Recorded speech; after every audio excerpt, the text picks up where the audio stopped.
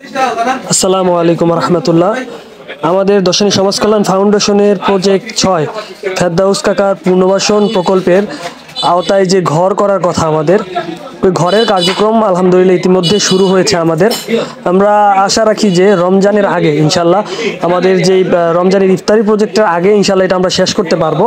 তো সেই লক্ষ্যে হচ্ছে আমরা আজকে ওনার ঘরের জন্য যে প্রয়োজনীয় সরঞ্জামাদি সেগুলো কেনার জন্য এসেছি।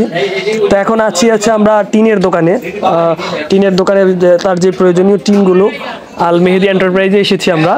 যে প্রয়োজনীয় টিনগুলো তার প্রয়োজন, ইতিমধ্যে দোকানদারের সাথে কথাবার্তা শেষ করে আমরা টিনগুলো ক্রয় করেছি ইনশাল্লাহ। বাকি যে জিনিসগুলো পর্যায়ক্রমে আমরা আজকে এবং কালকের মধ্যেই কিনে আশা করি যে ইনশাল্লাহ কাজ শুরু করতে পারবো ইনশাল্লাহ। তো আপনারা দোয়া করবেন ইনশাল্লাহ যাতে এই কাজটা আমরা রমজানের আগে সুষ্ঠুভাবে সম্পন্ন করতে পারি। এই কাজটা শেষ করে আমরা রমজানের কাজটা ধরতে পারি, যেহেতু সেটা আমাদের অনেক বড় প্রজেক্ট।